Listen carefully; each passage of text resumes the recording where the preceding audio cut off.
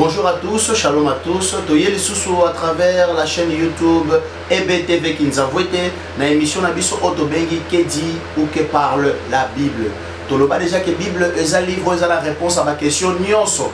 O mutako iko mituna. Ba curiosité nyonso. O mutako za la nango. Bible est un livre eko répondre to kolongo la ba curiosité wana. Lelo tozana un homme de Dieu encore très respecté, un grand homme de Dieu. Le papa évêque Flori Ekende. Et ça papa évêque Florent Ekende. Mais ayeba di mingi na kombo ya évêque Flori Ekende. Yenda kozala na biso po amelisa biso sous connaissance biblique na thème autre kolobela lelo oeza le prophète et les prophéties de ce temps. Na yebi que thème o eko intéressé yo puisque amakambo belé na temps o ezo tourner autour ya thème o en tout cas penza soko po une émission o yo fanda wana pendant quelques 30 ou 40 minutes on met un peu de connaissance. Bible zoloba mon peuple périt parce que zozanga yenini connaissance. Boyebi nde zozanga biso ya wezo bo biso lelo. Alors papa Flori Ekende aye awa kwa melisa biso sous connaissance biblique o eko sauver biso. Bible Bakisi Koloba, vous connaîtrez la vérité et la vérité vous affranchira. Bonjour, shalom papa. Shalom, mais bonjour. Eza papa évêque Flori Ekende. Non, c'est que papa s'est présenté na bandeko bazolanda biso kuna, bato ebele bazolanda biso, na babone na biso. À part kombo on a tangi, papa Flori evandi wapi, osaleli nzambe na domaine nini, église eza wapi.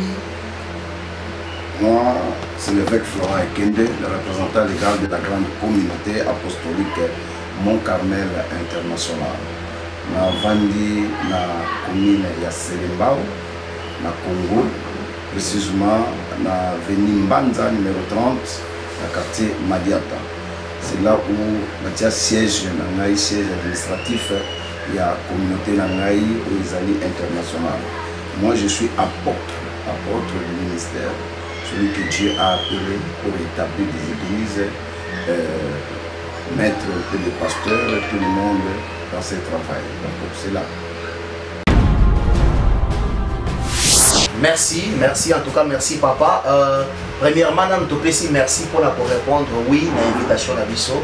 Les honneurs, c'est un grand privilège pour Bisso, un grand homme de Dieu. Le rôle apôtre Florent Ekende ya église Mont Carmel. Tellement de les prophètes et les prophéties de ces temps. Papa, en tant qu'apôtre, au rôle de la vie, est prophète. Pourquoi pas? Ok, papa. Ok, puisque à la montre sous bon, il faut le prophète, mais bon, ici apôtre. Donc, il faut dire que tous les 5 ministères ils sont ralliés. Ils sont un apôtre, après ça, la office, il y a un pasteur. Je crois déjà que tu as une émission sur le ministère. Question les bossons, on va poser papa Florent Ekende, l'apôtre, ça. Papa, qui est un prophète? Prophète Azanani, Mosakoli, Azanani. Le prophète Azar Nzambe. Le prophète Azali Oyo a parlé de la part de Dieu, poussé par le Saint-Esprit, pour édifier la nation, l'église, corps de Christ. Donc, prophète, d'abord, prophète Yemoko, Azana 4, Ephésiens 4, 11. Comme nous sommes des pasteurs, évangélistes, auteurs, prophètes, ainsi de suite, nous tous habitons sur la 4 ministère. Donc, mes ministères, ils ont plus. Azozwa makambe pa na Nzambe, aza munoko na Nzambe, pona kolobela biso oyo ezali fitir, oyo koya, makambo oyo koya, na kati na église, na kati na mboka, na kati na mokili mobimba. Donc, prophète aza na sans limite, en titre général. Donc, aza na sans limite, un prophète peut être ici à l'Angola, il peut dire des choses, oyo kokomela mutu na mboka ya États-Unis, akolobela mutu na mboka ya France, tout ça. Donc celui-là c'est un prophète. Le prophète la bouche autorisée de Dieu. Mais il est poussé par le Saint-Esprit et c'est là que Akoloba de la part de Dieu pour l'Église. Merci, en tout cas, merci. Je crois que est-ce qu'on comprend déjà les causes de l'Andalus, on comprend déjà profondeur et émission à l'élo. Donc réponse très claire, réponse très simple, sans complication. Merci. Balaxi biso que prophète asa munoko na nzambe mutu wa memaka ko eza pensée volonté ya nzambe na vie ya batu. Mais eloko moko touché nga eza que apôtre a touché point moko le que prophète alobelaka le futur. Papa, est-ce que prophète alobelaka le passé ou le présent puisque la montre le bel le futur. Le futur ça c'est le domaine réservé na prophète. Parce que le prophète parle beaucoup, il y a où ils allaient futur. Parce que la quatrième mission, on a anticipé, parce que nous avons anticipé, parce que celui qui parle du passé, du présent, ce n'est pas un prophète. Wow. Celui-là, c'est la parole de connaissance. Ok. Donc la parole de connaissance, ils allaient, et quand on a il y a don, il y a Saint-Esprit. Mais la parole de connaissance, tout le monde peut parler. Okay. Celui que l'Éternel a donné le don du Saint-Esprit, l'Éternel peut lui donner la parole de connaissance. Quand on a ces parole de connaissance, ils ont parlé plus dans le passé, plus dans le présent. Ok. Tout le monde a exemple la carte de la Bible. Il y a un monaki Nathanaël, il y a figure. Donc à monaki est déjà. Hein? Là il parle du présent. Je l'ai vu quand il venait dans monaki. Donc, c'est-à-dire qu'il y a des paroles de connaissance. Ça, c'est pas la prophétie. Il faut faire attention. Et même comme si Yesu a commis Hermoko na Mwasi Oyo, Azalaki na Mibali Bele. A Kuta na Yatuni, maman, Ozala Mobile, il habité. Ozala Mobile. Yesu a lui au lobby à solo, parce que Ozalaki na 5 Mibali. Donc, c'est ça, c'est la parole de connaissance. Ça, ce n'est pas la prophétie. Merci beaucoup. Ok, merci, merci en tout cas, merci pour la papa, n'a posé question, mon quoi, mais biso déjà, n'a pas réflexion, n'a pas réponse belé. Merci, papa, où tu vas toucher sous ce point, mon corps, au lobby que, pour le la présent, n'a pour le la passé, la moussala et la prophétité. Si cool. N'dégani, tu peux reconnaître que, Oya Zoloba, c'était vrai prophète, que Oya Zoloba, bon, malgré Zoloba, n'a eu sa prophétité. Puisque papa, le bien, ça, donc, ils ont réservé dans la bâtonnière, donc, dans la parole de connaissance. C'est-à-dire que ceux qui n'ont pas na kolo ba pe na mutu non yo komona yo boye. Est-ce que kolo ba bongo salinga prophète? Parce que maintenant, ça c'est la confusion. Donc tout le monde se dit prophète, mais il n'est pas prophète. Okay. Il n'a pas la parole de connaissance que Dieu l'a donnée. Là, surtout, nous avons vrai prophète. Oui. Hein? Parce que tout le monde a comme qu'on s'identifier. Le prophète, c'est celui, c'est d'abord c'est la bouche autorisée de Dieu.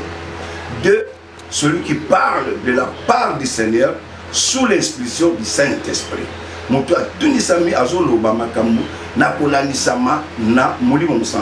peux aller dans le livre d'Ésaïe 60 pour nous dire sur les choses à venir. Voici la prophétie. Sur toi, voici l'obscurité qui va arriver. Voici les ténèbres qui vont arriver. Et voici aussi la lumière qui va arriver. Sur toi, mon peuple, je me lèverai.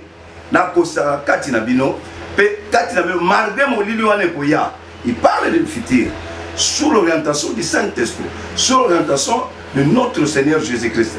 Azolobela, les choses à venir, voici les choses qui vont arriver. Mais sur toi, parce que tu es mon peuple, je me lèverai. Ça c'est la prophétie. Et on peut connaître aussi les prophètes par rapport à la parole de Nzambe. Parce que tu es un prophète à Nzambe. Parce que moi je suis un apôtre. Ce ministère est un peu glissant. Hein? Ministère prophétique, c'est ça qui fait des troubles ces derniers temps dans tous nos pays. Parce que tout le monde veut être prophète. Or, il y a évité que non. Ma parole de connaissance, mais il y a un prophète il est dans le ministère. Il y a 4 Éphésiens 4:11. Ndengenga nazan Thomas. Ndenge pe prophète azali. Biso tozali pour édifier l'église et corps de Christ. Mais un prophète qu'on connaît vraiment, c'est un prophète. Au bout par le message biblique. Amen. Il a la parole. Il est assis dans la parole. Je connais des prophètes comme le prophète Pelé.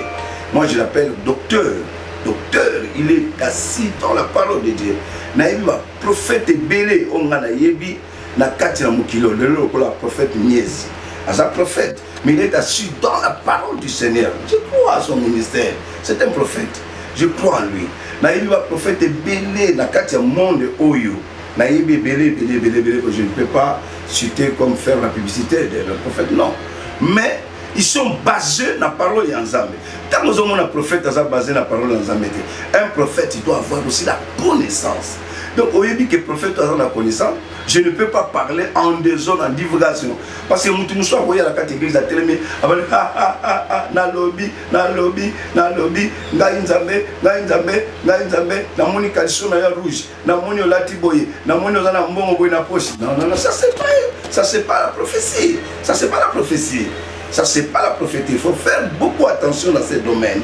Donc, un véritable prophète, on va le reconnaître lorsqu'il est assis dans la parole de Dieu. Avant de dire et tout ce qu'il est en train de parler, parce que comment est-ce que le prophète Esaïe, Dieu a mis son inspiration de la parole à venir dans Esaïe 60. A dit, voici la gloire. Voici ce qui va arriver. Donc, azo prévoir déjà Mokili. Azo prévoir Mokili. Makambo Nzambe Alinga Sara. Dieu travaille aussi beaucoup avec de véritables prophètes. Si nous avons de véritables prophètes, non pays et Kobonga, et Makambebele et Kobonga. Merci.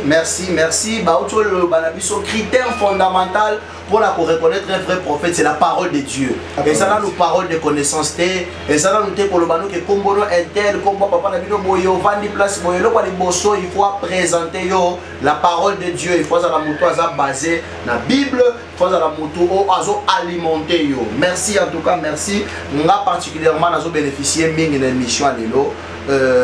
Je sais que yo pozo landabiso pozo bénéficier mingi merci papa nous sommes basés mingi na makambozo loba point moko au toucher awa au lobby bateau balobaka on a ti sous-vêtement rouge ozala boye sikoyo na landa pe prophète moko boto bengera prophète azo deviner numéro de téléphone ya moto bino la sabino ke na nzambe allez bo peta 9 4 3, ma bêtise numéro pas et que tombé juste pas pour tout le monde boye. Allô, yo comme on a boye, on a place boye, on a tikutu boye, a sali une démonstration.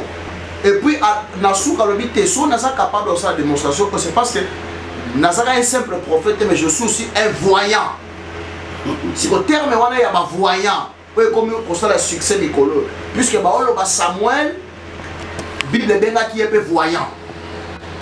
Donc les voyants et les prophètes, selon l'apôtre, apôtre Flori et Kendo.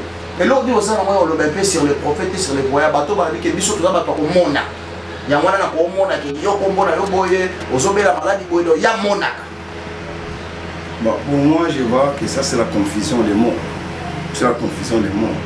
Parce que les prophètes, ils ont inspiration en Zambé. Bon, quelqu'un peut dire que moi je suis voyant, je vois. Tu vois quoi? Tu vois quoi? Ça c'est la confusion, ça c'est faire peur des gens. Hein? Le community marketing, moi je suis apôtre. C'est tout, je me limite là. Donc tu ne peux jamais dire autre chose concernant nous. Pourquoi le monsieur comme souhaité? Parce que je suis un apôtre. Tant qu'apôtre et ensemble, jamais c'est compliqué ma combo. Parce que na moni na kati ya Bible té place oyo na kati Éphésiens 4:11. Il y a encore un ministère qu'on appelle voyant. Je n'ai jamais vu. Alors Bible toi ajouté tout le monde l'a pété. Alors comme je n'ai jamais vu ça, ngana komona voyant ce qui doit actualiser en fait, le prophète, c'est un voyant aussi. Un voyant aussi, c'est un prophète. Mais comment plus que prophète, donc je deviens voyant. Ça c'est la confusion. Oui. Ça c'est la confusion. C'est la confusion. Parce qu'un prophète, celui qui prédit l'avenir, celui que l'Éternel nous montre les choses à venir. Makambo oyekoya. Vous voyez, plus que voyant parce que je vois tout. Mais moi je suis théologien. Je ne peux pas avaler n'importe quoi. Mais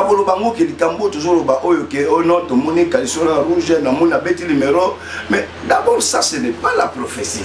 Ça ce sont des paroles de connaissance. L'Éternel peut te montrer, je ne sais pas. Parce que moi, le Dieu que je sers, c'est un Dieu discipliné. Moi, je ne peux pas venir me mettre debout après sur la parole de Dieu. Ça, c'est une distraction, mes frères. Ça, c'est pas ça que l'Église a besoin. C'est pas ça que nous avons besoin. Donc, vous allez m'excuser. Vous excusez-moi, parce que moi, je n'adore pas de tels comportements. Aujourd'hui, toujours qu'il y a plus de 40 ans dans le ministère,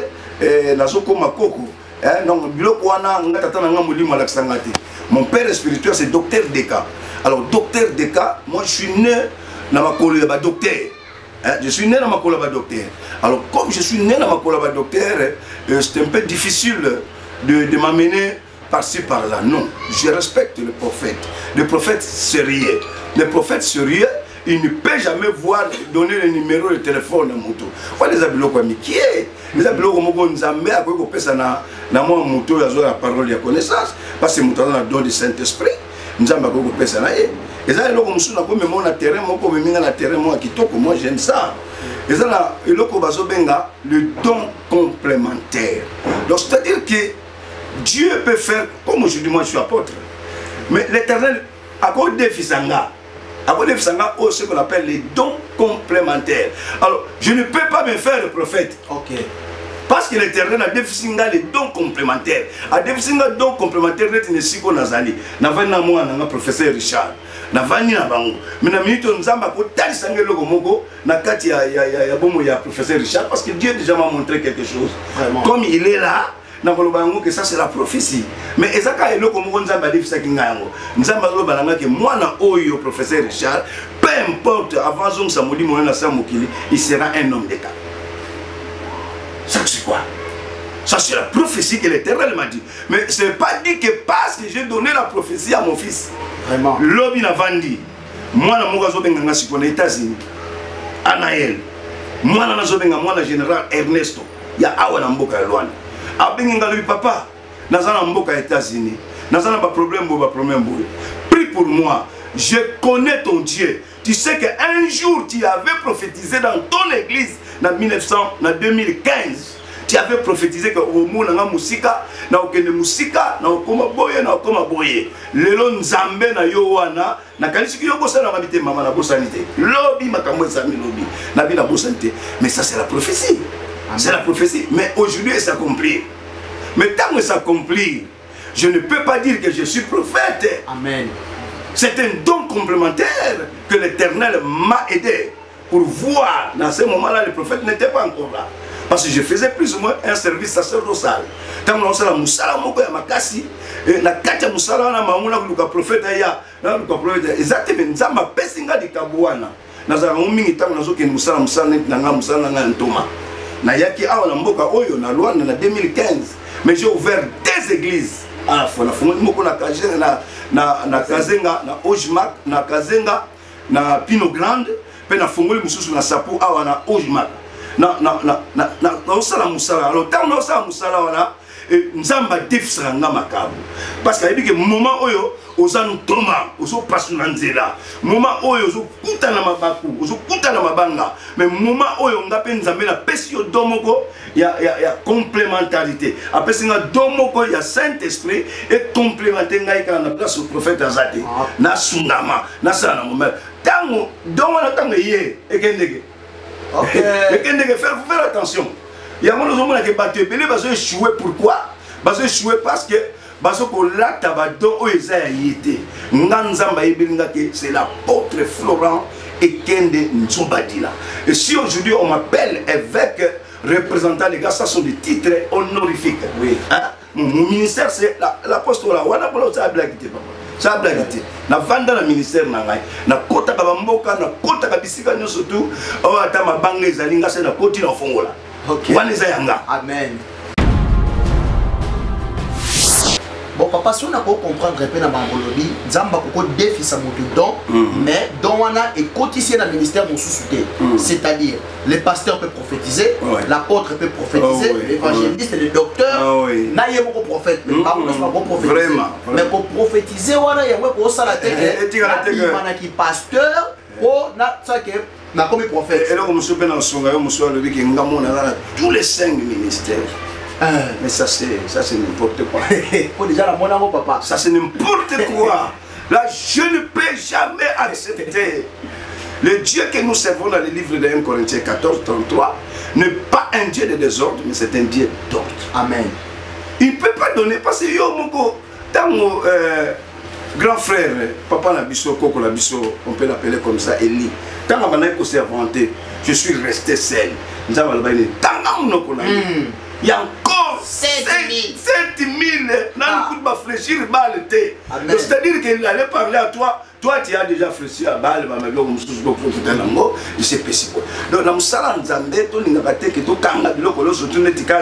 Moi, je suis un tout. Un tout, c'est Dieu. Un tout, c'est Dieu. Ministère, surtout c'est faux. Mais il y a des moments, même un pasteur, à côté d'un terrain, il faut aller à Salamoussala. L'Éternel peut avoir des descendants, il y a un Thomas. Oui. Moi, pasteur, mais attention. Mission est intéressante. J'aime ça, j'aime parler, il faut en dévoiler. Merci. J'aime parler.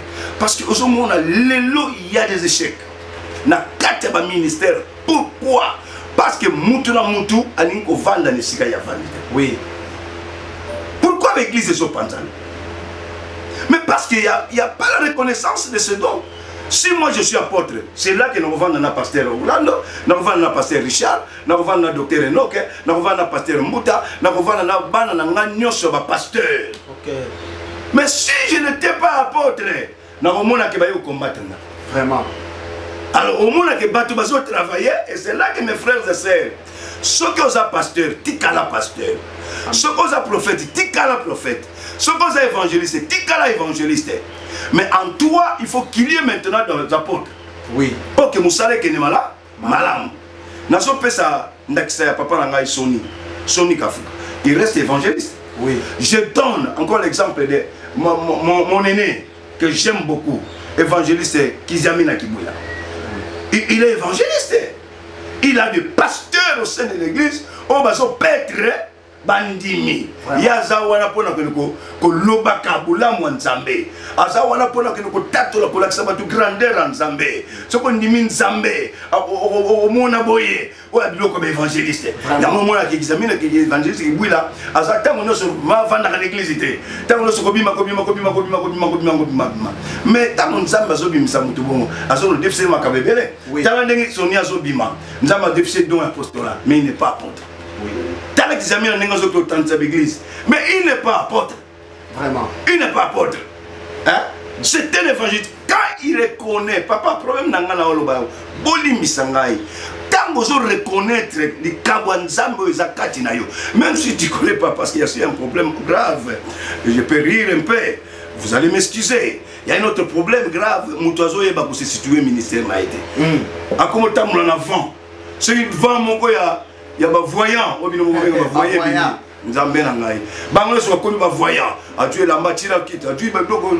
Il ne faut pas nous intimider dans l'évangile. L'église appartient à Dieu. Amen. Le propriétaire des gens, c'est Dieu. C'est lui qui est l'initiateur de tout. Olingi miracle salama zonga panzambe. Olingi ke batuba ya ebele l'église zonga panzambe. Olingi ke yomukumu na clair zonga panzambe. Je disais à mon fils un jour, dans un baptême na océan Atlantique.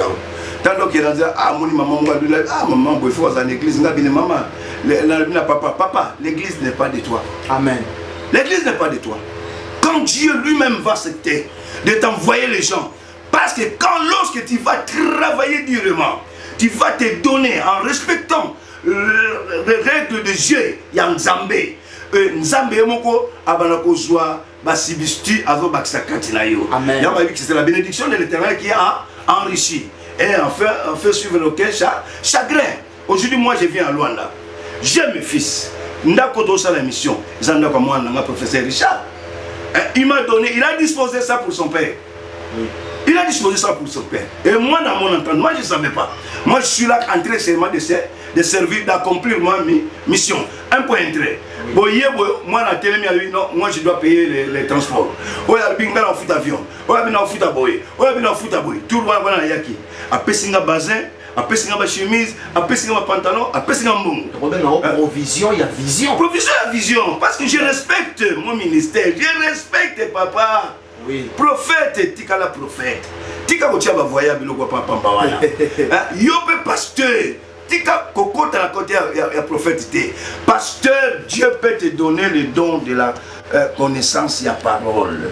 Nzamba ko pesa yo ba connaissance ba parole de connaissance. Ya mwana biloko am. Na ebineti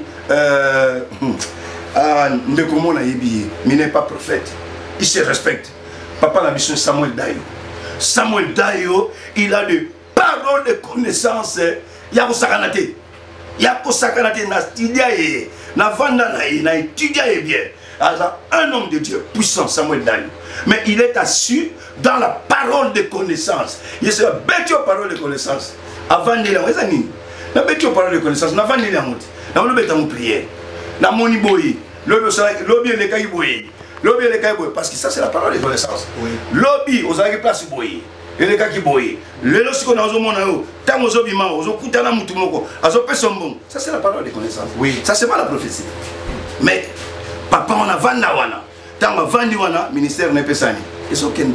Ok, merci. En tout cas, on a très béni dans l'émission à l'élo. Et nous assurons que vous avez béni à béni. Alors, vous hésitez à vous abonner à la chaîne Nabiso ou activer la cloche afin que ceux qui ont lancé l'émission Sika aux notifications, aux actualiser la émission. Natika, il y a 3 questions pour la papa Fleury. Papa, dans Matthieu 24, verset 24, la Bible dit que dans Mikolo Asuka, il y aura plusieurs faux prophètes.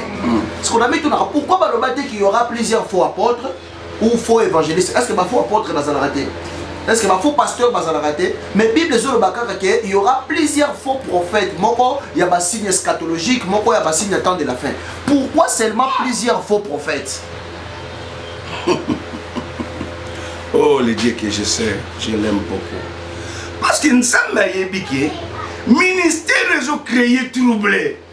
C'est ce ministère. Même tant qu'il y avait un faux prophète. Oui. Il y avait un faux prophète.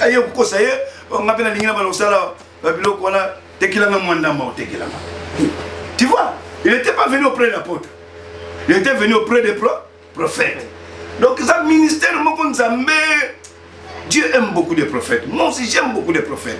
Il faut que tu sois un véritable prophète pour me convaincre. Papa, yo ndi ma prophète, ngabi na ndi makaba prophète. On a dit mes prophètes pelé pour aller. Mais il parle de la part du Seigneur. Quand il se met debout, cet homme-là de l'Ipen, abani ko lobelo de la part du Seigneur. Okoyoka tremblement. Okoka oui, ma kambo ezokuta pas l'ensemble. Là on va connaître. Mais quand je vois des bêtises, il y a un ensemble avec Nicolas Souka. Parce que nous allons parce qu'il y en aura beaucoup de gens. Mais ce que Dieu a dit, c'est vrai. Ça, c'est la prophétie. Pas la parole de connaissance, c'est la prophétie de prédire des choses à venir. Nami Kolekoya, vous verrez plusieurs prophètes. Ils vont sortir dans mon nom. Bazo Salamatiti. Bazo Salamakasa. Quel est dans l'église? Bazo Tumabachulai. Bazo dans le sacerdoce. Ah, Katoukadi. Quand dans l'église, Bazo Tumabakasa. Bazo Melsa Batouba Minini. Bosani, non. Na télémini ma foutate. Na télémini maïté. Mais ça quelque chose où nous avons inspiré. Pour nous, bika la minute aye, nous avons kolo banoke zoa maï, pesega maï wana mera. Ameli basani, abiki na ye. Mais ça ne peut pas rester l'habitude. Yekuna Melsa Batou maï. Yekuna atumbaka matiti. Yekuna kumosala bunganga. Okumo bandi sabatu. Frère, on dit que ngai na ministère na nga apostolat. Na kenda mingi na bamboka. naza na plateau bateke, naza na bandundu, na kenda ba église, na tumba ba église belé na plateau bateke. Na kenda katile. Mais na webisa OK, je vis. Donc nazo comprendre te. Na komi na plateau bateke na moni nganga asimi mutu pas abimisi ligorodo. Mais je suis venu, j'ai vu encore des prophètes pas asimi abimisi ligorodo. Alors moi je me suis posé des questions. Celui-ci, ce n'est pas un prophète. Il faut donner un autre nom, une nouvelle dans la Bible. Il faut donner un autre nom. Vraiment. Parce que comment expliquer nga na lobinga? Na kotangelo même kombo nganga wana na otangate pour la discipline. Na otangate. Mais azobi misama gorodo. Azobi misabilangi, azobi misabiloko biloko. Asimi bo pas bimisi mbonga, asimi bimisi singa, asimi bimisi ni, ami frakas. Quelles sont ces choses-là? Importance à biloko wala nyo surtout. Oeza spirituel, ça reste spirituel. Vraiment. Hein? Vraiment. Donc pour te dire que Dieu a perçu déjà attention. Bananzambe. To comme na tango moko eza difficile. Il y a des infiltrés. Batola nyo sur ma magie noire. Oto zala ki na mona tango kala na l'école. Bazako bimisa ba bonbon. Bako bimisa ba biscuit, bako bimisa ba maki, bako kota na 4 églises, balatisi ko casquette mususu. Alors maintenant toi qui pars dans les 2 églises, il faut beaucoup prier parce que parti abonde la Nzambe na 1991, 92, 93. Elle était intercesseuse. A ke mangengenge, moi na kena mangengenge pas que nous tourne Nzambe, si réellement cet homme qui est devant moi, c'est un apôtre réel. C'est pas un péché, c'est pas un péché. Parce que tu as moins de difficulté, il y a quoi tu as difficulté, mais biso tu as difficulté. Pasteur tu as connaissance, évangéliste tu as connaissance, moi tu as connaissance, on va comprendre directement. Ça c'est un charlatan. Ça c'est un charlatan. Mais lorsque nous avons commis la connaissance, un texte mal interprété, ça devient un prétexte. Apôtre, oui. Mais mon prophète a expliqué qu'il y a le bique. Et ça, Bible dans le livre Jean, il y a plusieurs autres miracles. Oh, tout est comment dans la Bible. Oui, Salema, Bible peut le bique. Bah, oh, bandimeli Yesu. Donc, ça, on l'est quand même. Oh, Yesu, salate. Si Yesu a béni sa moto, le goro de thé. Bible est un le bique. Biso, ton démêlé. Tout ça, là, au-delà, oh, Yesu, salaki. Si vous avez béni sa moto, le goro de délivrance, au prophète a béni sa moto, le goro de. Est-ce que ça m'a bien? Papa. Na comprendre yo ndenge zo côté la bango problème ezate menga na oyebisa yo na kozungisa yo na kati ya makomi na Nzambe prophète azali oyo aza monoko na Nzambe. Est-ce que monoko na Nzambe Nzambe oyo akela likolo na se est-ce qu'il a azala difficulté nini po aloba na kombo na Yesu Kristo lunga na kombo na Yesu mio milongwa na kombo na Yesu sidatika mutu na kombo na Yesu mutu azwa mbongo. Papa, moi je parle de la part de Dieu. J'ai un ministère puissant, j'ai des autorités dans mon ministère. Oh, on a déclaré ma kambisalami, mais je ne peux pas diminuer mon Dieu. Ça c'est diminuer mon Dieu. Quand tu dis que Nzamba peut faire ce miracle à Bolongola, mon Dieu Gorodo.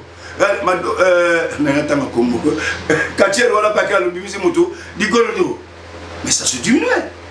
Pasteur, je vous dis une chose vraie. Il y a beaucoup des hommes de Dieu. Ils étaient des hommes de Dieu. Avec leur ministère. Non pas le ministère prophétique. Mais avec des ministères sérieux. Mais ils regardent au moment où les choses ne marchent plus. Au lieu de rentrer auprès de l'Éternel, il a préféré mieux d'aller toucher les magiciens. Parce que pour la bon, mais si vous tombez bon, on est soumis par la classe. Mais hier soit bimisa mbongo na mbisi. Afouti pas. Afouti un peu. Parce qu'il y avait un temps là, et tant que Dieu il nous a montré, et là quand on le dit que Yesu bimisa mbongo, il y a un exemple que or et argent appartient à l'Éternel. Donc biso tout ça bisale lina na ye Donc, il y a mon temps qu'un Zambé, on a dit, moi, tout diminuer Zambé, papa. Au côté diminuer Zambé, la bloc, donc, il a compris qu'à l'accibilo, que non, mon kilo mimeza yanga.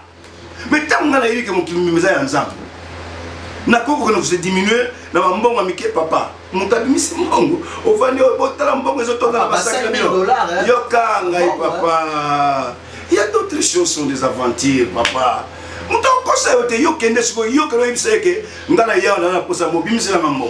a d'autres personnes, il a fait la magie. Dans ma salle magie, à côté de la carte église, il commence à faire magie noire et commence à la carte église. Même étant que prophète. Mais s'il y a des gens spirituels qui prient,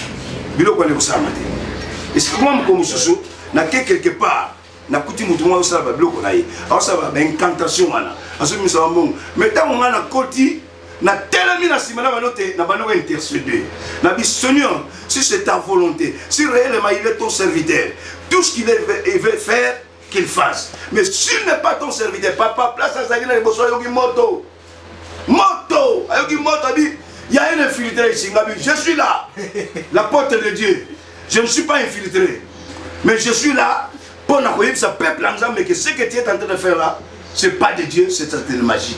La magie, non, c'est pas de la magie. Ok. Bah, quand tu vas sur la carte église, mais il y a un ok, Bible est zolo dans la bisoké, les pamboli en Zambé, et fou le caca, moula na moula. Mais oh, il y a Satan, ils en attendent moula mouké. Aujourd'hui, oui. Tu acceptes les gens de l'église, c'est au côté qu'on a.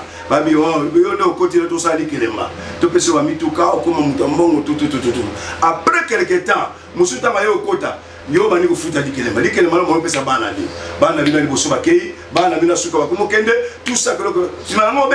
la bénédiction de Dieu. Parce que tu as l'argent. Non. Parce que tu as l'argent. Non, j'aimerais mieux souffrir. En tout cas, avec Jésus. Merci. Apôtre Flori et Kende Asungi biso mingi, en tout cas, a bénéficié mingi dans l'émission. Mais il faut te dire aussi un peu par rapport à l'apôtre pour te montrer qu'il y a déjà plus de 40 ans de ministère. Question autour là, on a une émission. Apôtre n'a pas moment au Salela Nzambe en tant que ministre de Dieu.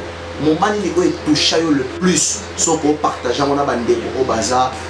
Son moment où il marque le président Makassi dans le ministère, au boss n'a jamais. Moment où il marque ma casse, il y a un échec, une humiliation. J'étais humilié en 2013 jusqu'à 2014. J'avais perdu ma femme. Nazongi kolala na kati église. Nazaki na mapanga, nazaki na mituka, tout était parti. Nazongi kolala na kati église. Pendant 2 ans. Dans la l'église. Et la course à la moule, on attend les gens. Je suis appelé de Dieu. La carte de douleur, la carte de souffrance. Elle a 2 ans en l'église. Après 2 ans, en 2015, c'est un baptême. Na commencé qu'on a témoignage à Sabaninga. Na carte de vie, il y a de haut et en bas. Amen. Il faut savoir. Parce que ça, même la carte, il y a ministère, il y a notre Seigneur Jésus-Christ. Et comment il y a un moment rouge, un moment noir. Autant que la pierre, est-ce que vous comprenez? Parce qu'il sentait déjà quelque chose qui le dépasse. Et par après, il a laissé le temps que la volonté de Dieu soit faite. Amen. Donc, n'a pas ça, humiliation, des problèmes sur problèmes. L'escalier de problèmes. Donc, il y a des bandes la moto, il y a des motos, mais bambi on se lanzoto. Bambi on considération moko impossible. Bambi on considération moko ndenge so ba humilier yo. Et comme il à niveau ya okanga yo. Hein? Donc et tikala ngai moment moko difficile de ma vie. Donc c'est là que mais et l'eau comme là on a sepelé la nanga. Là on sepelé na yote. Yom to la nanga tizanga. Et l'eau comme là on a sepelé na muto Florent et Kende. Na sepelé na parce qu'à tous ces moments là na luka aide pas motouté. Na accepta na se courpir dans cette église parce que au moment là dans l'église, dans la prière de 0h, tu 2h du matin, dans la 4h, dans quel usizira, dans quel bonde là, 10h dans zongi, 4h dans quel usizira, 10h dans zongi, dans sala pendant 2 ans. Parce que nous comprenons que je suis serviteur de Dieu. Parce que je sens en moi. Il faut sentir en toi si réellement Dieu t'a appelé. Il faut sentir en toi si réellement tu es serviteur de Dieu. Il faut te poser aussi des questions. Même Jérémie, en tout cas, ma question à Jérémie 15. En tout cas, Seigneur, est-ce que réellement c'était ta prophétie pour moi? Est-ce que réellement tu me connaissais réellement à cause de souffrance? L'Éternel a bagné. Le pontier qui travaillait sur le vase. Ok. Alors, ça dans la vase. Premièrement, à Sali, il a échoué. Mais parce qu'il y avait encore le sable,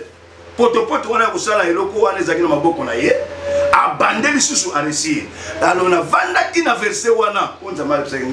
Si le pontier a réussi, mais moi Dieu, le propriétaire, il y a Yo Florent, ma belle à Pamba, na Sali, peu importe ma difficulté, mais mon livre va suiter, mais ngai na pour reconstruire une autre naïe. Ne prenons pas prophète.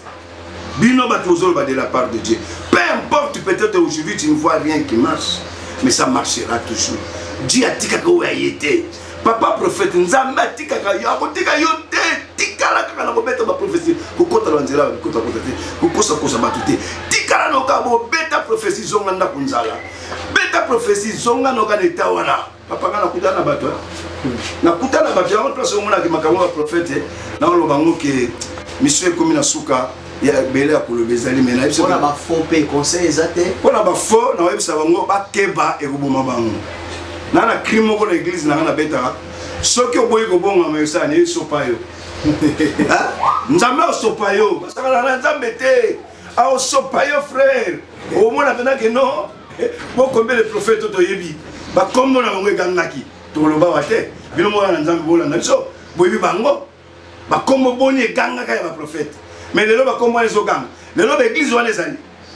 Regarde un peu, les lois de l'église, le belangaï.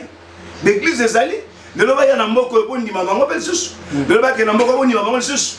Je ne peux rien dire. Alors on sait dans le Nécolangaï, oui, autrefois, tu avais un bon cœur, un bon sentiment de servir Dieu dans le ministère. On a appelé ça au monique aux faux prophètes, mais quelque part, ce que je le manzambe, zonga la makolo ya papa, le bac papa, na tamboula qui m'a belle, le mona likinda, a zonga qui na tamboula qui m'a belle. Na kosa qui na ngai na na prophète était na mano kosa na ngabatu. Mais l'autre là qui était venu auprès de Jésus, il a dit la vérité. Oui. Il a dit, je vais faire comme toi. Non, ça ce sont pas des choses charnelles, ce sont des choses spirituelles. Donc nous sommes comme ils ici na yo, nous avons posé à faux prophète. Nous avons posé à vrai prophète. Nous avons posé à batunion surtout. Et pas dans nous avons posé à souhaiter même du roi faux prophète était. Église Mont Carmel. Donc, ce qu'on a vraiment na kati ya fief nangai. Là, on a travaillé depuis 2015 jusqu'à 2018. Na yeba na kati l'église nangai. Naza awa na sapo. Na sapo. Donc, le numéro de téléphone on a aussi la awa yangoyo 942 29 57 65 942 29 57 65. Donc ce que benginga na numéro wana okozwangai. Ce que na kei na Congo parce que je ne dure pas ici, je fais que 8 jours de ce lundi déjà, je vais rentrer mon pays. Wana okutinga l'église Mont Carmel base na commune ya Selemba. So komika na commune, la maison communale à Selemba otuni église Mont Carmel. Ata policier, ata mwana muke, ata nani. Okomika la maison communale c'est bon. Tout la église Mont Carmel, pas ya papa Flori, akoyeba sayo, okende wana nzambe akoyeba kopambola biso kuna, naza numéro 089 27 19 161 089 27 19 161 wana okozwa représentant légal évêque Florent Ekende Nzo Batila. Merci apôtre, en tout cas merci pour l'invitation. Encore une fois, on répondait positivement à l'invitation Nabiso, de bénéficier de la connaissance. Moi, je suis pour l'équipe Nabiso EBTV qui nous envoie pour l'émission Nabiso qui parle de la Bible. Et puis moi, prière pour la Nabiso Bande Bandetisuka, le Ebi que le beau Kwanza Beza me pousse pour la salle. Ataza Musika, prière et salemi à le beau toucher. Moi, je et mon angai d'abord, vous se prendre vous lookinga. Tina ina bomba ni nangami bolukinga boye ko surprendre ngai na zobonde la nzambe na lola nzambo na sambelaka nzambo lokotaka bato na se atomboli bato nzambo akomisaka bato minene chaîne oyo ekoma monene chaîne oyo ekoma monene na pamboli PDG ya chaîne na pamboli animateur nyonso na pamboli bandeko nyonso bazo contribuer ke po chaîne oyo ekende liboso na bondeli nzambe atinda ba partenaire nzambe atinda ba partenaire na kombo na Yesu oyo azali mokonzi pe nazo bondela pola bandeko nyonso o balandi biso na tango oyo o bazana besoin ya prière o bazala ko suka na bondeli nzambe ya tata na ngai deka simao atelema na kati ya bomo ya bato nyonso oyo nyonso barrage ekomi na kibango oyo nyonso malade ekomi na bango oyo ba situation zo simbate o makambo zo simbate na pamboli bango na kombo na Yesu oyo azali mokonzi bika zwa bikama yamba bikamwa na kombo na Yesu chaîne oyo etombwama epambolama amen.